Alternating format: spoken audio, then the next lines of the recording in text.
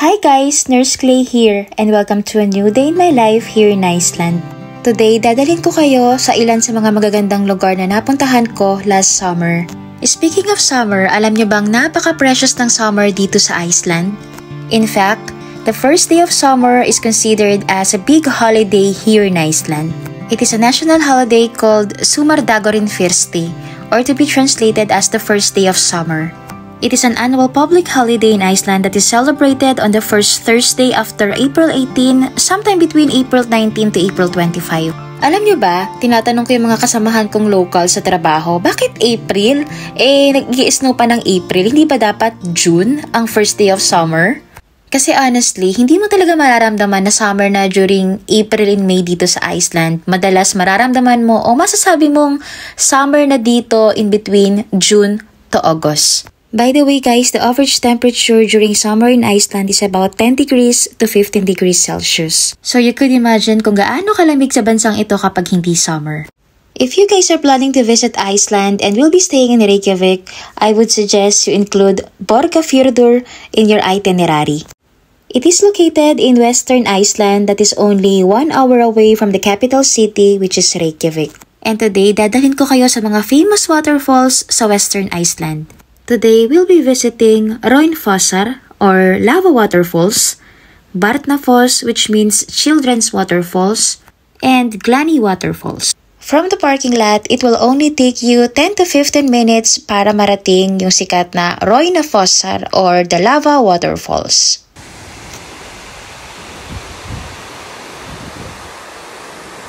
Alam niyo bang sobrang kakaiba yung kulay ng tubig dito? And nag-iiba-iba siya depende sa occasion. Most of the time, makikita mo siya as a dazzling turquoise, pero minsan naman makikita siya as a milky white. Sabi nila yung turquoise na color ng water is because of the glacier na malapit lang dito sa location. Galing daw sa glacier yung tubig kaya sky blue yung color. Whatever the color is, this is really an impressive scene to look and to enjoy. This is also my first time to visit this place and masasabi ko na sobrang na-enjoy ko talaga, sobrang scenic and at the same time sobrang peaceful ng place. Hindi ganun kaganda yung weather nung nagpunta kami rito. Actually, makulimlim at kakatapos lang ng ulan. Pero you could imagine, what if sobrang taas ng araw tapos titignan mo tong tubig dito, malamang sobrang ganda ng kulay ng tubig. Mas magiging matingkad yung kulay blue. Alam niyo ba, sobrang special ng summer na to para sa akin kasi this is also the first ever summer na nagkaroon ako ng opportunity to travel around Iceland. Nung dumating kasi ako dito, pandemic noon. So, nung first year ko dito, wala talagang masyadong ganap during my stay here. And during my second year here in Iceland, nagkaroon ako ng opportunity to visit yung mga magagandang location at mga famous tourist destinations dito. And I can't wait to make a video and to share it with all of you guys. Alam niyo ba, hindi din talaga pumasok sa utak ko na titira ako sa Iceland. And to be honest, wala talaga akong idea kung anong itsura ng Iceland.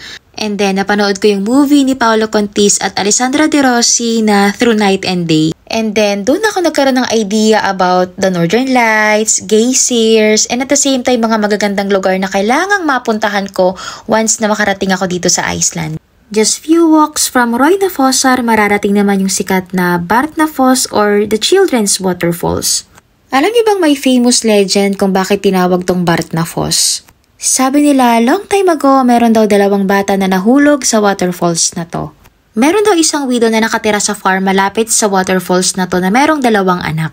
One time, kinailangang umalis ng widow para umattend ng Christmas service at naiwan yung 2 anak niya sa bahay. Kinagabihan, pag uwi niya sa bahay, hindi niya na makita yung 2 niyang anak. And then, humingi siya ng tulong sa mga kapitbahay para hanapin yung 2 bata. Habang naghahanap sila, nakakita sila ng mga footsteps na papunta doon sa stone arch sa ibabaw ng waterfalls. Simula nung araw na yon, hindi na nakita pa yung 2 bata kahit kailan at pinaniniwalaan na nahulog sila sa waterfalls na to. At sa galit ng nanay, sinira niya yung bridge sa ibabaw ng waterfalls para nang sa ganun walang sino man yung mag-cross pa ulit dito kahit kailan. Medyo spooky yung story pero at this time meron ng bagong tulay na itinayo sa ibabaw nitong waterfalls. At ito nga yung tulay na nilalakaran ko sa video. This beautiful waterfalls is surrounded by a hiking trail. So kung gusto mong mag-hike and at the same time enjoy yung different views around the waterfalls, you can actually do so. Napakaraming magagandang lugar na pwedeng puntahan at i-visit dito sa Iceland. Truly, Iceland is a very peaceful and wonderful country. Aside from the famous tourist destinations, isa pa sa sobrang nai-enjoy ko dito sa Iceland is yung magagandang view na makikita mo along the way during road trips. Yung feeling na kahit saan ka lumingon, kahit saan ka pumunta, kahit anong tignan mo along the way, ang ganda, ang peaceful. Hindi nakapagtataka that Iceland is considered as the most peaceful country in the world for almost a decade now. If you guys are gonna ask me what makes Iceland a peaceful country, I would say that it's actually the local people, the Icelanders. After working with them for 2 years, I would say that they're probably the kindest people that I ever met in my life and probably the kindest people that you can ever met too. From Bartnafoss, we drove few kilometers para makarating dito sa Glani Waterfalls. This waterfalls is actually hidden away from the main road. And it took us 15 to 20 minutes na lakad para makarating dito. Hindi naman mahirap yung daan and at the same time, meron naman talagang trail na kailangan mo lang sundan para makarating ka dito. Alam niyo ba guys, the local believes that this waterfalls is actually the dwelling place for elves and trolls. Sabi nila long time ago, meron daw mga well-defined and clearly marked trails ng mga trolls and elves na papunta daw dito sa waterfalls na to.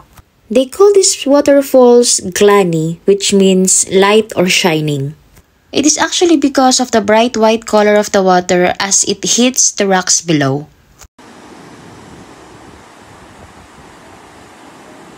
And fun fact about the river here in Glani, this is actually one of the Iceland's most abundant salmon fishing rivers. Pagdating nga namin dito, marami kaming nakita mga fishermen sa baba na nagsa-salmon fishing. Dapat pala nagbitbit kami ng pamingwit nung pumunta kami dito. E di sana may mga bitbit na kaming salmon pag uwi. Definitely, this little waterfalls is worth the stop, especially if you need to stretch your legs and want to enjoy a beautiful view. Siguro kung hindi lang malamig, ang sarap umupo dito ng matagal habang nagkakape. Tapos magmumuni-muni ka lang, i-enjoy mo yung view, i-enjoy mo yung fresh air, yung paligid, yung agos ng tubig. I think I'm really getting older kasi ganun na yung mga definition ng happiness ko ngayon. Yung tahimik, yung payapa, yung fresh yung air, yung malapit sa tubig. Alam niyo kung tolerable lang yung lamig, siguro kaya ko mag-stay dito ng 5 to 6 hours nang walang ginagawa. Nakatingin lang ako sa paligid, nakaupo habang nagkakape. After our trip to Glani Falls, we decided na umuwi na rin pabalik ng Reykjavik. As we are driving home, nakakita kami ng field na punong-puno ng lupins. So we decided to stop and to take photos. And ito yung mga favorite kong photos na nakuha ko doon sa field na yon. This is actually 8 PM guys when we are driving pabalik ng Reykjavik. Pero makikita nyo naman sobrang liwanag pa at sobrang tirik yung araw. It is actually because of the famous midnight sun, which is actually a phenomenon here in Iceland na nangyayari dito during summer, wherein the sun is up for 24 hours. That's all for today guys. I hope you enjoyed this wonderful trip as much as I did. Thanks for listening and thanks for watching. Bye!